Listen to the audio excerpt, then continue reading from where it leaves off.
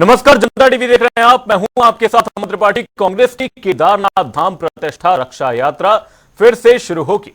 दरअसल केदार घाटी में आपदा के कारण यात्रा रोक दी गई थी, जिसके बाद अब फिर से यात्रा को शुरू किया जाएगा। वहीं दूसरी ओर केदारनाथ सीट पर उपचुनाव होना है, जिसमें कांग्रेस एक बार फिर बद्रीनाथ और मंगलोर उपचुनावों में मिली जीत को दोहराना चाहेगी। हालांकि दिल्ली में बनने वाले मंदिर का निर्माण बंद हो चुका है, पर बावजूद इसके कांग्रेस इस यात्रा को दोबारा शुरू करना चाहती है। ऐसे में अब यह सवाल उठता है कि क्या कांग्रेस की केदारनाथ प्रतिष्ठा यात्रा केदारनाथ विधानसभा उपचुनाव में कांग्रेस के लिए कितनी लाभदायक साबित होगी। केदारनाथ यात्रा कांग्रेस की सिर्फ और सिर्फ एक राजनीतिक यात्रा है, जो केदारनाथ विधानसभा में होने वाले जो चुनाव है निकट भविष्य में, उसको लेकर की जा रही है। और मैंने पहले ही कहा है, बड़ा स्पष्ट कहा है कि बाबा केदार एक जागृत हमारा केदार है, कोई ऐसा नहीं कि बहुत उसको हल्के में लिया जाएगा। तो निश्चित तौर पर जिस तरह से कांग्रेस कर रही है और बाबा भी देख रहा है, अभी पिछले दिनों आपने देखा कि पिछली बार स्थानीय लोगों ने उनका विरोध कर दिया, उसके कारण उनको वापस आना पड़ा। बाद में यात्रा स्थगित करने के कारण ढूंढने पड़े उनको।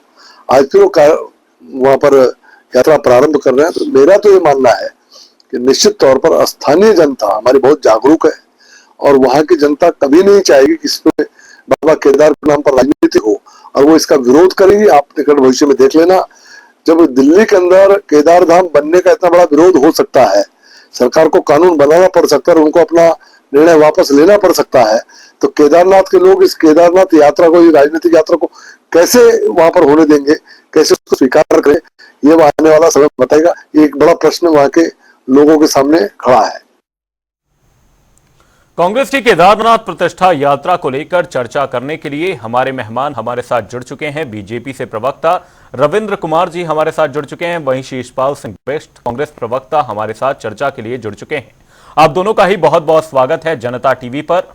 सबसे पहला सवाल शीशपाल जी आपसे ही करते हैं, क्योंकि आपकी यात्रा जो कि कांग्रेस द्वारा चलाई जा रही है केदारनाथ प्रतिष्ठा यात्रा एक बार फिर से शुरू होनी है।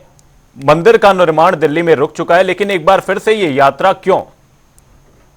देखिए अमन जी, केदारनाथ प्रतिष्ठा रक्षा यात्रा आदरणीय प्रदेश अध्यक्ष जगन महाराज जी के नेतृत्व में हरिद्वार में गंगा जी में स्नान करने से शुरू हुई थी और 10 दिन तक ये यात्रा चली और सोनप्रयाग में पहुंच करके ये यात्रा आदरणीय राहुल गांधी के निर्देश पर इसलिए स्थगित की गई थी क्योंकि वहां पर आपदा आ गई थी। आपदा राहत के कार्य में व्यवधान न हो, इसलिए हमने यात्रा स्थगित की थी और समाप्त नहीं की थी। इसलिए जो यात्रा का अंतिम चरण है वो 12 और 13 सितंबर को होगा और बाबा केदार के दर पर ये यात्रा पहुंचेगी, क्योंकि केदारनाथ धाम की प्रतिष्ठा के साथ लगातार ये लोग खिलवाड़ करने का काम कर रहे हैं। केदारनाथ मंदिर जो है वो साधारण मंदिर नहीं है, ये 12 ज्योतिर्लिंगों में से केदारेश्वर ज्योतिर्लिंग है और शास्त्रों में सीधा सीधा इसका उल्लेख है कि कोई भी ज्योतिर्लिंग है उसका स्थान परिवर्तित नहीं हो सकता, उसका प्रतीकात्मक मंदिर नहीं बन सकता। और ये जानते हुए कि मुख्यमंत्री जी ने दिल्ली के बोराड़ी में केदारनाथ धाम मंदिर ट्रस्ट के कार्यक्रम में भाग लिया, जो सीधे सीधे बद्रीनाथ केदारनाथ समिति से उसका कोई वास्ता नहीं था। QR कोड से चंदा उसके लिए इकट्ठा गया।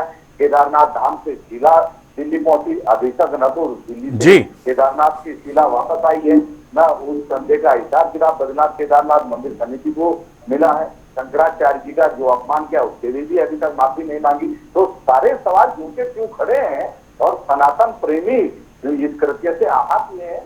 निश्चित तौर पर देखिए हमारा भी फर्ज बनता है कि हम जन भावना को, सनातन प्रेमियों की भावना को उठाएं और इसीलिए हम बाबा केदार के दर पर न्याय के लिए जा रहे हैं, क्योंकि भाजपा सरकार से न्याय की उम्मीद बिल्कुल नहीं है। पहले यही जो है माफ करते हैं और फिर जब जो है जनता सवाल करती है, तीर्थोई सवाल करते हैं, परम पूज्य शंकराचार्य जी सवाल करते हैं, तो उसके बाद भी आप देखिए माफी मांगने की जगह उल्टा जो है उन्हीं पे हमला करते हैं। तो ये वो लोग हैं जिनसे न्याय की उम्मीद नहीं है। हमें बाबा केदारनाथ जी से न्याय की उम्मीद है और भैरव बाबा के दर पर जो है न्याय की गुहार लगाएंगे। अब वही न्याय करेंगे, क्योंकि 228 किलो सोना कैसे पीतल में बदला, उसका भी जवाब अभी केदार घाटी वासियों को नहीं मिला। और आपने देखा अमन जी से बढ़कर के 31 जुलाई को वहां पर भारी आपदा आई और आपदा के 1 महीने तक इन्होंने किसी मुआवजे की घोषणा नहीं की। मैं शुरू दिन से इस मुद्दे को उठाने का काम कर रहा था और मुआवजे की घोषणा हुई तो मात्र 9 करोड़ रुपए की। आप बताइए वहां पर इतने होटल व्यवसाय प्रभावित हैं, छोटे मोटे, चाहे वो ठेला लगाता है, चाहे चाय की दुकान करता है, चाहे वो नींबू शिकंजी बेचता है, चाहे छाता बेचता है, चाहे लाठी बेचता है, चाहे घोड़ा खच्चर चलाता है, डंडी कंडी चलाता है, सबका व्यापार प्रभावित हुआ है। और अभी तक कितने लोग लापता हुए हैं, कितनों की जान गई है, ये सटीक आंकड़ा भी प्रशासन के पास नहीं है और लोग अपने परिजनों को खोज रहे हैं। तो 9 करोड़ की धनराशि ऊँटवन के मुंह में जीरे के समान है। मैंने शुरू दिन से कहा था कि 2 करोड़ रुपए की धनराशि कम से कम जारी की जाए, जिससे आपदा प्रभावितों के जख्मों पर जो है थोड़ा थोड़ा मरहम लगाया जा सके। लेकिन सरकार की मंशा ये भी नहीं है। तो केदारनाथ घाटी के लोग पहले से ही उपेक्षित थे, उल्टा जो है आप देखिए कि आपदा की इस घड़ी में भी उनके साथ जो है आप राजनीति कर रहे हैं। तो निश्चित तौर पर जनता इनको माफ नहीं करेगी। और मैं इस बात को साफ कर दूं कि केदारनाथ प्रतिष्ठा रक्षा यात्रा ये किसी राजनीतिक उद्देश्य के लिए नहीं है। ये केदारनाथ चुनाव को ध्यान में रख के हमने शुरू नहीं की। जो हमसे पूछ करके मुख्यमंत्री जी दिल्ली के पौराणिक ट्रस्ट के कार्यक्रम में गए थे केदारनाथ के प्रतीकात्मक मंदिर का उद्घाटन करने के लिए, हमें पूछ करके शंकराचार्य जी का आपने अपमान किया था, हमें पूछ करके केदारनाथ की शिला आप देवी लेकर के गए थे। तो जो पाप आपने किया है उसका प्रायश्चित आपको करना पड़ेगा और जनता न्याय करेगी। जनता जनार्दन के दरबार में इसका फैसला होगा और बाबा केदार से हमें पूरी उम्मीद है कि वो न्याय करेंगे। रविंद्र जी, शिषपाल जी को आपने सुना, इस दौरान वो कहते हुए नजर आ रहे हैं कि ये यात्रा जो है वो राजनीति से प्रेरित नहीं है, इसको राजनीति से जोड़कर ना देखा जाए। आपका क्या कुछ रिएक्शन होगा, क्योंकि आपके नेता लगातार हमला ये कहते हुए कर रहे हैं कि ये पूरी तरीके से यात्रा राजनीति से प्रेरित है। देखिए, कांग्रेस कभी भी मुझे काम बगैर राजनीति में नहीं कर सकती। ये उनके लिए है, ये शुरू से राजनीति करते हैं और ये राजनीति भी उसमें कहते हैं जहां उनको पावर निकलना है, जहां पर ये समापन को आजाद कर सके वहां राजनीति करते हैं। ये शुरू से चले चल रहा है। आजादी के बाद से जब देश का बंटवारा हुआ, सीमा सारे लोग सारी चीजें। अब मैं आपको बताऊं कि जिस प्रकार के केदारनाथ का नाम लेके और इस यात्रा को और लगातार एक राजनीतिक यात्रा कर रहे हैं, इससे मुझे तो पहली बात इसी पे आ सकती है कि आप केदारनाथ धाम का इस्तेमाल राजनीति करने में ना करें, इस पर घोर आपत्ति है। और जब जनता ने देखिए माननीय विरोध से बड़ी बात और प्रत्येक नागरिक ये समझता है जब केदारनाथ धाम दूसरे नाम से बनने वाले मुद्दे को बर्दाश्त नहीं कर सके तो कांग्रेस जैसी पार्टी जो हिंदुओं को हिंसक कह रही है, जो हिंदुओं के मंदिरों को हिंदुओं पर क्वेश्चन क्यों लगाती है, उससे कैसे बर्दाश्त कर रही है कि राजनीति करने के लिए केदारनाथ का नाम का इस्तेमाल करे। तो मुझे लगता है कि को इस चीज का पता लग जाएगा। लेकिन करते करते बहुत सारा नुकसान इस प्रदेश का हो जाएगा। जिस प्रकार से केदारनाथ धाम को लेकर ये पूरे देश भर में इस प्रकार का फल बना रहे हैं कि उत्तराखंड में आने की स्थिति नहीं है, केदारनाथ धाम जाने से कुछ नहीं होने वाला।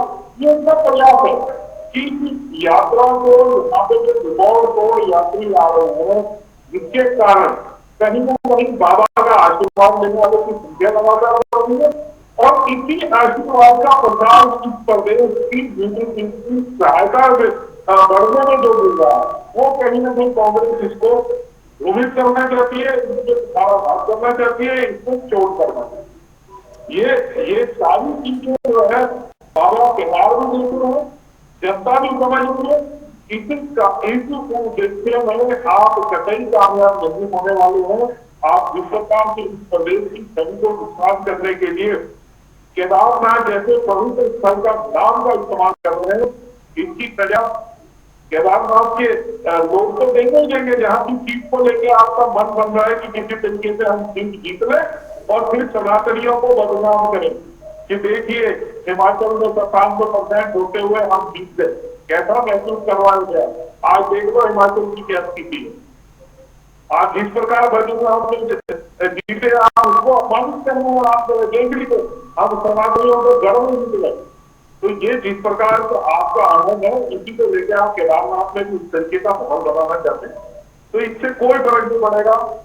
चुनाव है, कौन जीतता है कौन हारता है, हमारे बात कितने लोगों तक हाथ पहुंचाए, हमारी समझ आए नहीं है।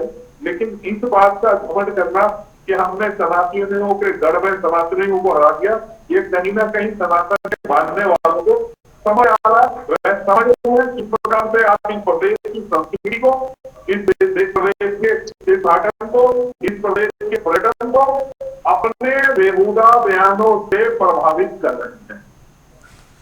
शिषपाल जी ने रविंद्र जी को सुना। इस दौरान रविंद्र जी कहते हुए नजर आ रहे हैं कि आपकी जो पूरी यात्रा है उसके उद्देश्यों की पूर्ति नहीं हो पाएगी, और साथ ही ये यहां पर आप पर आरोप लगाते हुए नजर आए कि आप केदारनाथ का इस्तेमाल राजनीति चमकाने के लिए कर रहे हैं। आपका क्या है? देखिए अमन जी, कांग्रेस के उद्देश्य सफल होंगे या नहीं होंगे तो बाबा केदार ही जाने, और निश्चित तौर पर हमें बाबा केदार पर पूरी पूरी उम्मीद है कि वो न्याय करेंगे। और भाजपा का जो भय है वो बौखलाहट के रूप में बोल रहा है कि कांग्रेस की यात्रा राजनीतिक उद्देश्य को लेकर के है। अब आया केदारनाथ प्रतिष्ठा रक्षा यात्रा का समय तो, लेकिन मैं इनसे पूछना चाहता हूं, जब आप देवस्थानम बोर्ड लेकर के आए थे तब तो कांग्रेस नहीं थी ना, तीर्थ पुरोहितों ने उसका विरोध किया, तब तो हम कोई यात्रा नहीं निकाले थे, और आपको फिर जो है उस बोर्ड के प्रस्ताव को वापस लेना पड़ा। और मास्टर प्लान के नाम पर आपने बद्रीनाथ और केदारनाथ के तीर्थ पुरोहितों को परेशान करने का जो काम किया है, वहां के व्यापारियों को जो परेशान करने का काम किया है, जो हकदारियों के हक के साथ आपने खिलवाड़ किया है, वो तो आप लंबे समय से कर रहे हैं। हम तो उसका भी विरोध करे थे, तो केदारनाथ उपचुनाव कहीं दूर दूर तक नहीं था, और इस समय चार धाम यात्रा में आपका यात्रा प्रबंधन पूरी तरह फेल रहा, पूरा व्यापार चौपट हो गया।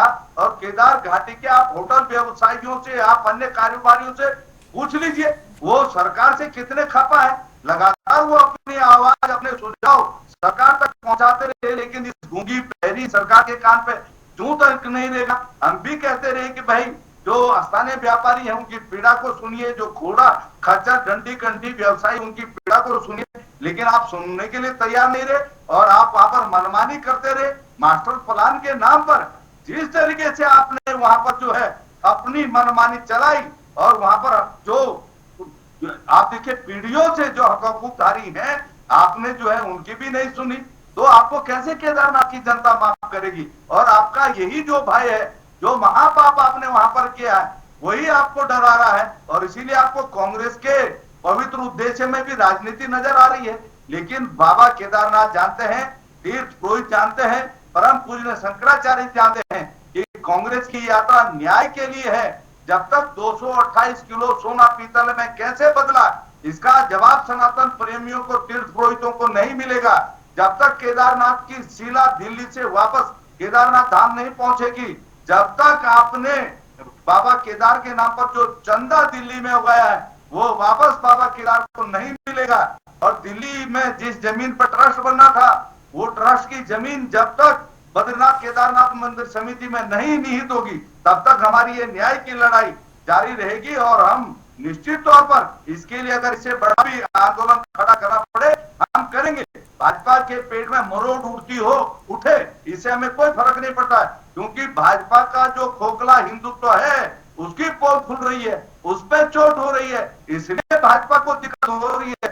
लेकिन हम लगातार जो है बाबा केदार के दर पर जो ये अन्याय कर रहे हैं, जो लगातार वहां पर अपनी प्रचंड बहुमत का नशा ये दिखा रहे हैं, उसकी पोल खुल रही है। और निश्चित तौर पर अब भाजपा का आप देख लीजिए, जिस तरह से बिल बिलाना सामने आ रहा था जब ये यात्रा शुरू हुई थी, अमन जी आपको याद होगा, इनके प्रदेश अध्यक्ष से लेकर के मुख्यमंत्री जी से लेकर के तमाम बड़े नेता फ्रंट फुट पर आगे थे कांग्रेस पर हमला करने के लिए।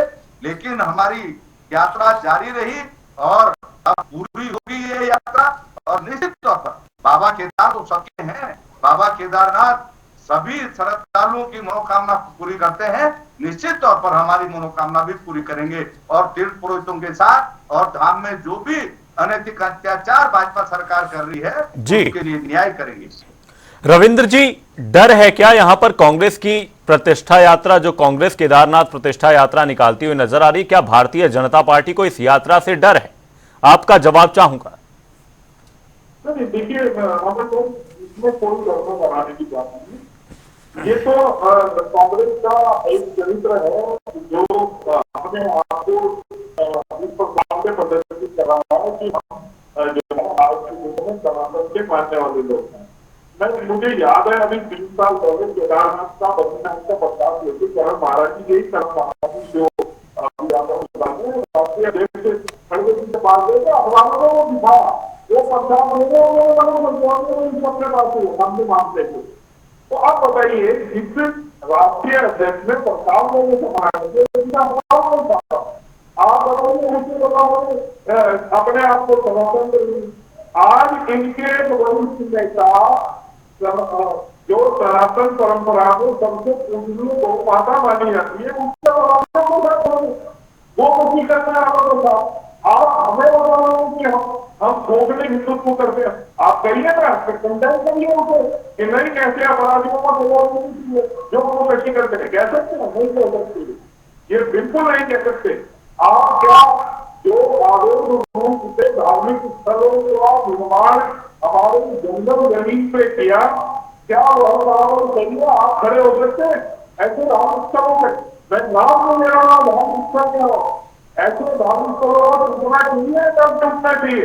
आप खड़े हो, आप खड़े हो गए तो मैं आपके साथ, लेकिन आप नहीं कहेंगे। आपको सिर्फ अपना चेहरा दिखाओ, बच्चे को चेहरा लगा दो, अपने को हिंदू बताओ, लेकिन पूर्ण रूप से आपको नेता, बड़े नेता जिस प्रकार के हिंदुओं को लेकर बयान देते, इससे आपकी सोच भूल जाती है, आपका नाटक का पर्दाफाश हो जाता है।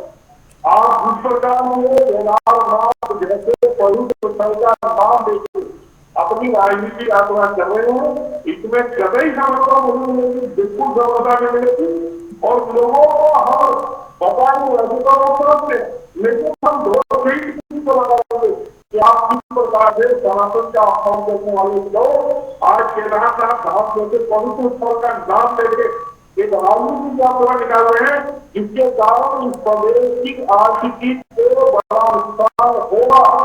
आप इस प्रमुख जो आर्थिकी का केंद्र है, जहाँ पे धार्मिक यात्रा, उनके जो रिकॉर्ड तोड़ यात्राएं हो रही है, आपको सिर्फ उसी बात का है कि आज सनातन का परचम जो है उत्तराखंड पूरी धूमधाम से लगा रहा है। यहाँ पे जो है उत्तराखंड जो है सनातन के मानने वालों का घर बने जा रहा है। आपको सिर्फ इसी बात का दिक्कत है, और मुझे लगता है आपके उत्तर से क्षेत्र लगातार आपको दिखाया गया कि किसी प्रकार से उससे चोट मारो, चोट करो, आप धार्मिक यात्रा निकालो उनके नाम से, ऐसी चीजों को बदनाम करो।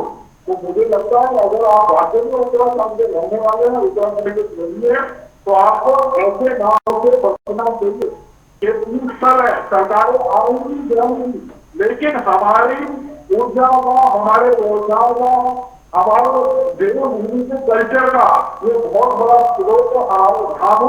इन्हें कृपया करके हाथ जोड़ के निवेदन है, इन्हें बदलाव ना करें। सरकारें आपकी रहेंगी, कभी आप आएंगे, कभी हम आएंगे, लेकिन इनके बारे में आप जिस प्रकार से लेके नैरेटिव बनाने में ये कहीं ना कहीं मुझे लगता है ये ठीक नहीं।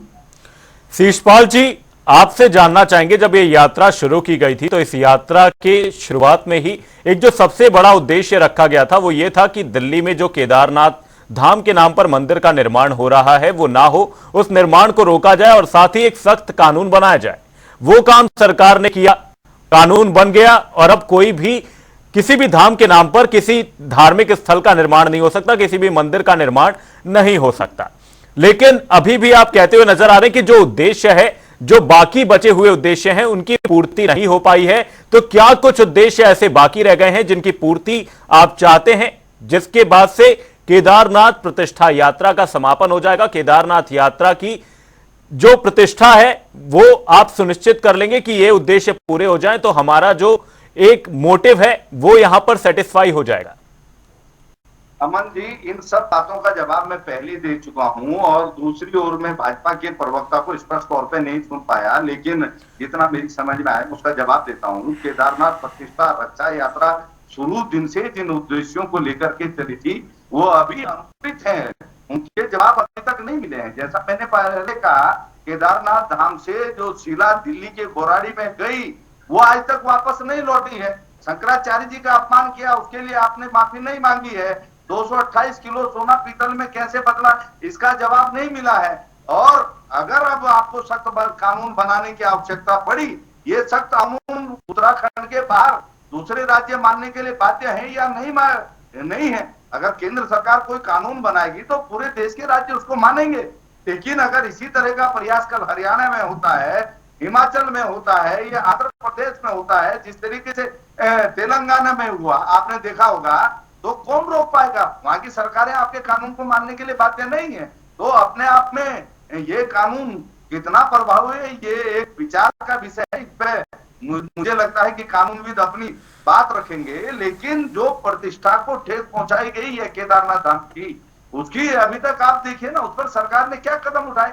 मुख्यमंत्री जी क्यों गए दिल्ली के बोराडी ट्रस्ट के कार्यक्रम में उद्घाटन करने के लिए। स्वयं आप इतनी बड़ी गलती करते हैं और बाद में आप ही कहते हैं कि जो है अब वहां पर मंदिर नहीं बनेगा। लेकिन जो महापाप हुआ है, जो भावनाएं आहत हुई हैं, उनका क्या आप बताए ना। और जो चंदा इकट्ठा किया गया वो अभी तक वापस क्यों नहीं लौटा गया। हमने तो प्रेस कॉन्फ्रेंस करके क्यूआर कोड में दिखाया कि चंदा जा रहा था बकायदा।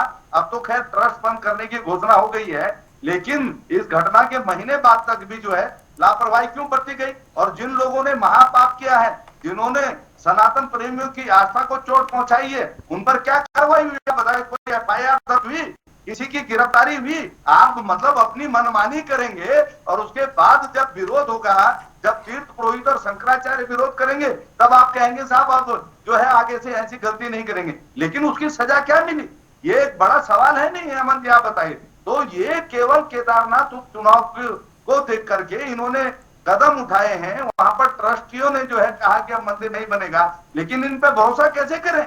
आप जांच करवाते और निश्चित तौर पर कार्रवाई करते तो तब हमें लगता कि सरकार ईमानदार है सनातन प्रेमियों की आस्था से खिलवाड़ करने वालों को सजा देने के लिए।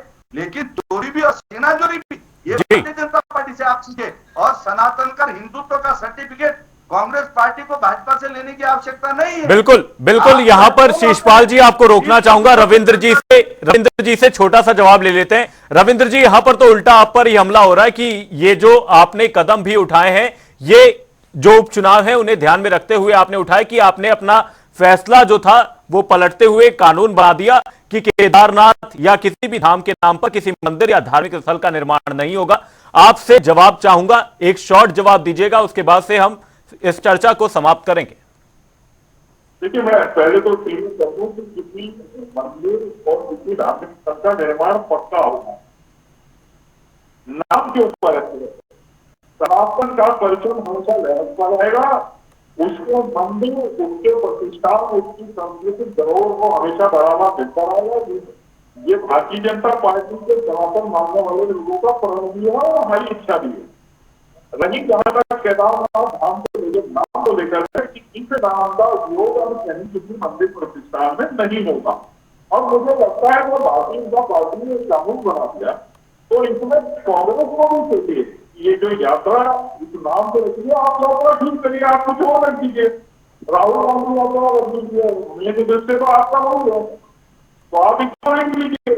आप जो मंदिर नाम रखे, लेकिन केदारनाथ धाम का, केदारनाथ नाम का आप दुरुपयोग मत करिए जी। ये समापन रविंद्र जी, आपको इसी बीच रोकना चाहूंगा, वक्त हमें इतनी इजाजत दे रहा है। केदारनाथ यात्रा पर बवाल मच रहा है। बहुत बहुत धन्यवाद आप दोनों ही प्रवक्ताओं का चैनल को वक्त देने के लिए। कांग्रेस की केदारनाथ यात्रा एक बार फिर से शुरू होनी है। इस चर्चा में फिलहाल के लिए सिर्फ इतना कि